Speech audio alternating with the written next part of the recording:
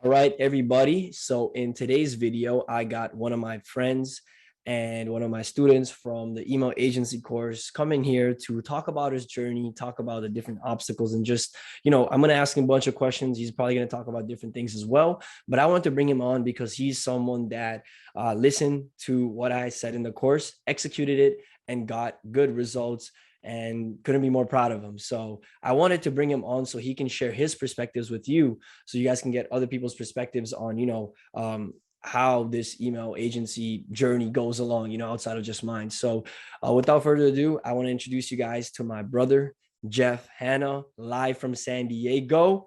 How you doing, Going brother? on? Doing great, bro. Just enjoying the view, enjoying Oh the yeah. day, getting working. You know how it goes. A quick thing about Jeff, the one of the reasons me and Jeff became friends or we connected was Jeff was the first person ever in my life to ask me for a picture. And I remember I was somewhat like shook. I was like, oh shit, what? And I was like, this is so cool, man. And he always showed me mad love. I believe 2019 on my birthday, I had a quick sale on my email course and you got it. Like the email, how to do the emails. You Yeah. got that. And then I would love to talk about the LA trip as well, the when Oh we yeah. linked up in LA. So one thing about me, guys, is if you are a student or a client of mine, I'll make time for you. If I'm in like in your city, or even if, like Jeff knows, like if you're messaging me, if you have any questions, I'll always make time. So we had a quick link up in LA. When I was in LA, we spent a day together because he showed me around, and that was one of my favorite days in LA to this day. Like I don't like LA at all, but that was one of my most favorite days. And I think that was a day I was able to transition Jeff from running he was trying to run a little bracelet ecom brand. What And that that was day, called? Fuck, I dude. basically convinced him to stop doing that and move on to start doing email agency. Because right after the day we hung out, he got into email agency course and started executing. And I think you started getting results like pretty fast from what I remember. But I don't want to put words in your mouth. Go ahead and first, I guess, introduce yourself briefly, and then talk about your journey of you becoming an entrepreneur and transitioning to an email agency.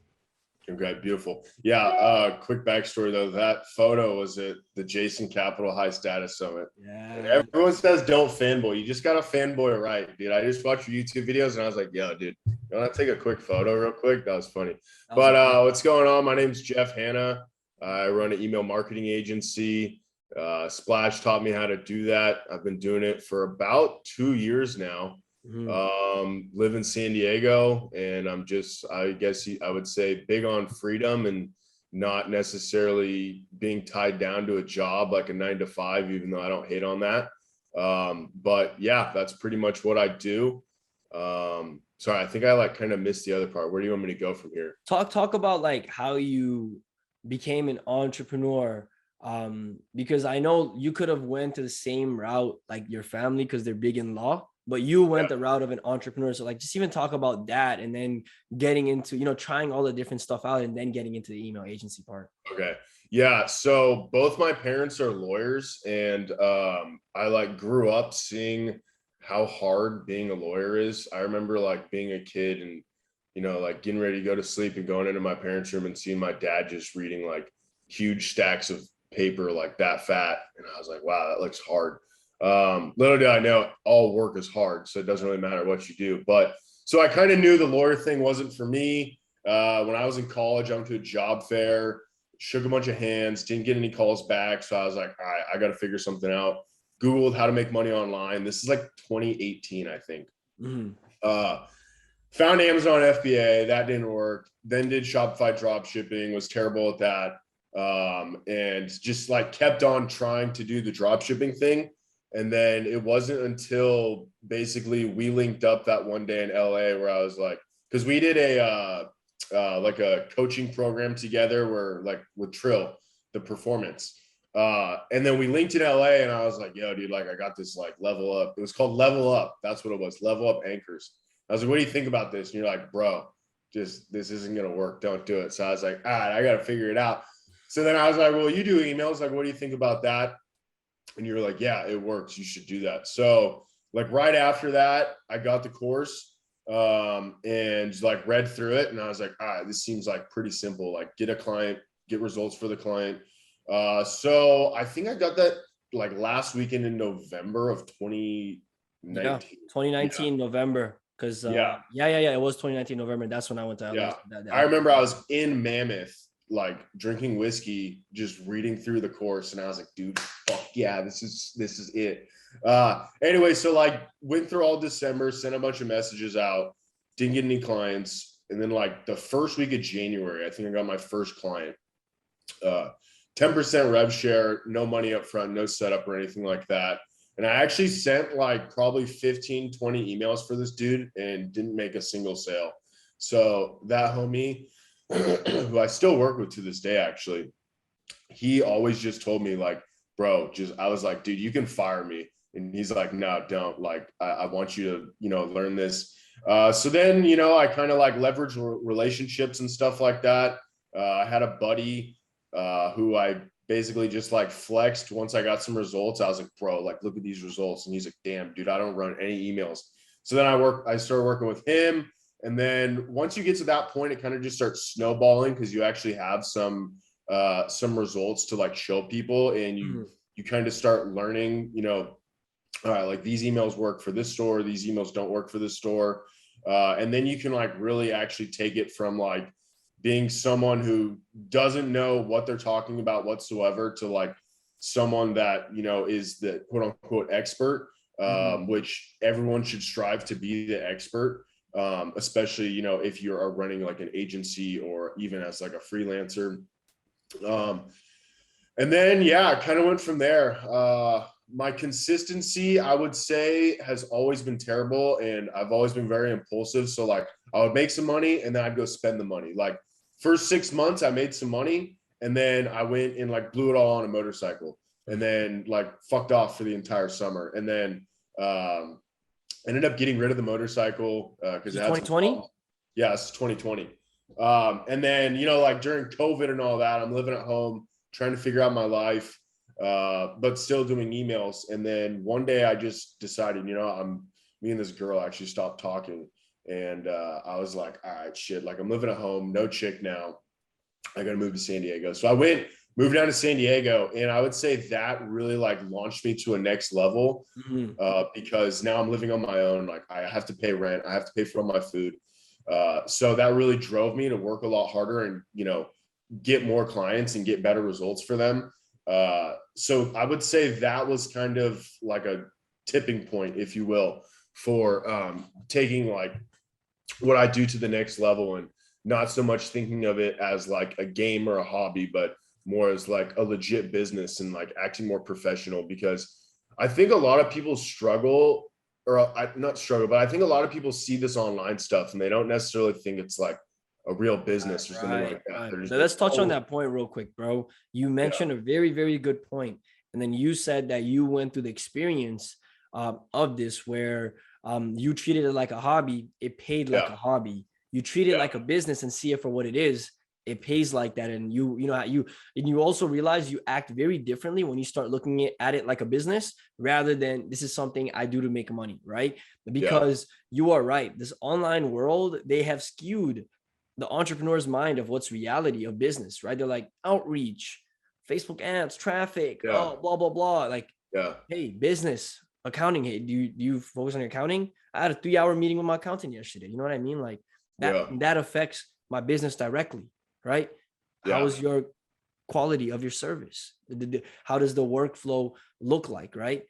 And then you realize that's actually how you attract clients is when you treat it like a business. So I'm glad you made that point. Right now, would you say you're in a position where you're taking this seriously again? Because one thing about you is that even though you were able to stop because you had some success, you already have the skill and already have expertise and knowledge. So starting back up is not like, you know what I'm saying? It's like, not like, oh, you're a beginner. You already know what to do. Yeah. 100%. And I would say I actually got this from Alex Hermosi. You have to look at it like, if you're not where you want to be, you have to look at it like an input output equation to where the more input you put in, the more output you get out. So really, I think it's just simple, like in terms of if you want to take it to the next level, it's like you have to put in more work to get more results. And that's kind of where I'm at right now. because I'm making money, like I'm doing okay. I live on my own, like all those boxes are checked, but where I want to get to is a lot higher of a level. So I realize, all right, like what I'm doing right now or what I was doing, because right now I'm doing a lot. Good shit. But what I was doing, like I was definitely slacking a lot. There was Right. a lot of things. Like you start to make a little money, you have the freedom, like Yeah, can we touch on that, bro? Because I think a yeah, lot of people listening to this will go through this as they progress in their business journey. And because I went through it as well, and I talk about it, getting comfortable and getting too complacent with where you are because you're already making money and such. Yeah, yeah. talk to me about that, and also why Well, that's actually a bad thing. yeah. Well, I think it's a bad thing and a good thing because you should, enjoy your life and like Mhm. you don't necessarily need to always be like flooring the car. You don't always need to have your foot on the accelerator. You should, but I think that like if I had to redo it, there's a few things that I would have done differently, but sometimes I think it's like it's totally okay to, get a little complacent, chill out for a while. Just like if you have money and like rent's paid and everything, like just take a second to think about how fortunate you are. But if you have bigger goals and like you want to get to the next level, you have to understand that you can't be complacent and you have to like be willing to, take bigger action to get like to the next level, like basically put in more work to get, more money coming in or better results or better connections, whatever it is. So yeah, I think you should, like everyone goes through the phase where they kind of, for lack of a better term, fuck around for a little bit, but there is a time and a place for that, but it's not your like entire life. Yeah, And I don't think it 100%. should I even love be. that input output analogy. I think that is very key, right? If your Yeah, input is that you're having fun and you're not even putting time into your business, you can't expect it to pay you. yeah, totally. But I think that a lot of us get caught up in, like momentum is huge, as we Huge, both know. So huge. it's like once you start to lose that momentum, I journal like pretty much every day, and I was reading journal entries from like a few months ago, and one of them was like, my momentum is stuck right now like a rusty bolt, and I'm gonna have to fucking crank that motherfucker to get it going. But then once you get it going, you put a little WD-40 on it, you start spinning that bitch. Like it's really Mhm. easy to continue positive momentum as long as you keep on taking action. But when you're stuck and you don't have any momentum, it's very difficult to I get the agree. ball rolling again. Like the snowball effect, I think they call it. 100%. 100%. Outside of just some complacency, that's like a little obstacle you went through. What would you say were some of your bigger obstacles, especially when starting? And also the frame of mind that you had. Actually, let's start with the obstacles first, and then I'll ask you a different Okay. question. But talk to me about certain obstacles you went through and what you did to kind of overcome that, and what helped with that. Obstacles, I would say one of the biggest ones was landing a huge client and Mhm. then uh, getting fired by the client. It was a massive, which happened within like a 3-week period Word. uh, because of an email that was an unauthorized send. Um, Mm. Lessons. but so that was really tough. But more obstacles, I would just say, is like getting clients and continuing to get new clients, because a lot of people aren't going to take you serious, especially when you don't have results. Mhm. Um, and then I would say an obstacle that a lot of people don't talk about is like actually being good at marketing and copywriting and like design and all that stuff. And even you don't have to specialize in those specific skills yourself, but you at least have to have someone on your team or partner with someone that is good at those things. Because like at the Mhm. end of the day, if you don't have a good service and produce a good product for the client, like aka the actual emails themselves, and you Right. can't get them What they results. hired you for? Yeah, yeah. Like it's all fun and games. Like, yeah, you can talk about 7 out of 10 people abandon their cart and shit like that. But if you can't actually get those people to convert and get that email account up to like 15 to 30%, and you're just at 5%, like you're not going to retain that client. They're going to go hire a guy like you or me. Right. And it's you're gonna the business is gonna end there. Like your book of business should always be growing, and a way that it grows is by actually getting results for people. So I think that is probably like the hardest obstacle I had was some accounts I couldn't get them above like 12 or 15%, and I couldn't figure out why. Now looking back on it, it's just because I wasn't good at the thing then. Because now we'll hit 20 to 30%, no problem. I know exactly what we're doing. I come in, look at it. All right, we need to do this, we need to do that. But when you're first kind of getting started and like first getting clients and getting into the Klaviyo account and seeing all these things and creating the emails, I think, yeah, one of the biggest obstacles is like actually getting them the results that they want to get. Because you should drive 20 to 30, even 40%. I have an account right now. We drive 62% of the revenue. Yeah, yes, sir. Yes, sir. Awesome. Um, Talk to me about the frame of mind that you had when you first started versus the frame of mind you have now when it comes to your approach for email marketing or you running an email agency. You know what I'm saying? The frame of mind I had when I started was just like, I want to say like just not professional, kind of like playing the game, if you will, even though I still think that it's all a game and you should play it. But now I see it from a very more professional point of view. I think back then when I first started, it was more like, okay, I need money. I want money. This is like how I'm going to get money. So how can I it was more like, how can I get money? Right. And then now I think of it as, all right, like I have money like in the bank. So that's okay. Like I'm not going to starve or anything. Right. But now I think of it as, how can I get really good results for my clients? So then they're, one, happy with me, continue to pay me, and two, recommend me to other, to other companies. Not necessarily other companies, but like it's all about like networking. So like if they have friends that run stores, right? Yeah. So I want them to refer me to them. So that's what I think it's like a shift is for me, is like getting good results for them, and just being more professional, like Nice. being good at communicating with them, like keeping them up to date. I remember like back in the day, I used to just like not talk to my clients. I would just like send emails and stuff and like just kind of build them. Now it's like I talk to them. I talk to a lot of them, multiple times a week. Some of them I talk to once a week. But just, yeah, I try to communicate with them. I'm always looking to improve their systems, things like that. And then also I think a slept on thing is like, make sure you like shoot the shit with your clients and like 100%. like actually be friends with them and not just like see it as like a one-way transaction. Like that's the best way, man. A win-win situation is the best. You know what I mean? And we are lucky to be in a business model where we can do this, and we should take advantage of it, because I've realized, bro, most businesses are dickheads, right?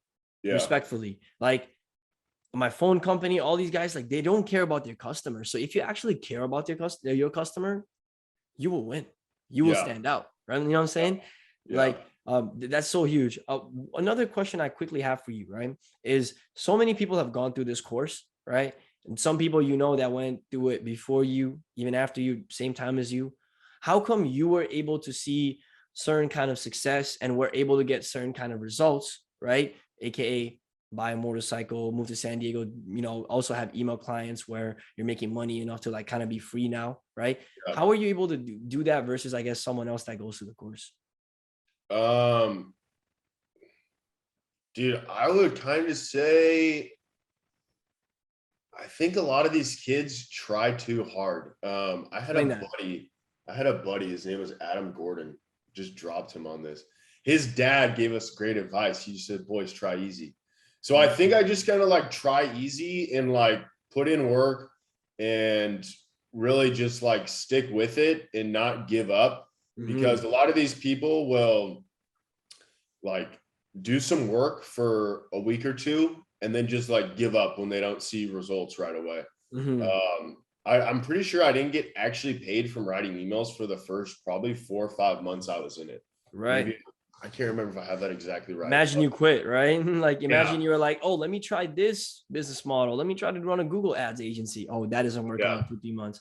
Like, and that's the other thing is, I think a lot of these people, like, they are so focused on making money that they can't focus on one thing. And so like, for example, yesterday I was like boating with some homies and this kid was like, hey dude, you should get into stock trading. And I was just like, dude, I was like, no, like that's not what I do. I don't want to do that. And I think a lot of these kids, or even like grown-ups that, you know, get this course, they're trying to run an email agency and they're trying to have a store on the side, and then they're trying to trade NFTs, crypto, yeah, like distracted by all, everything.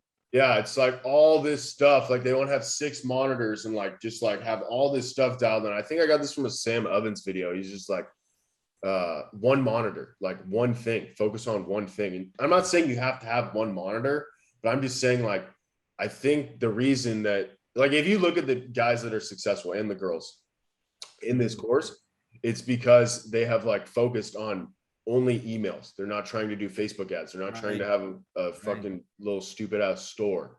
Like they're, you know what I'm saying? So it's just like focus on the thing for at least a year, you know, maybe you have a job on the side. Lucky for me, I'm fortunate enough to like kind of never really had to have a job. I mean, I've had like jobs here and there, but I've never quote unquote had that 9-to-5 job.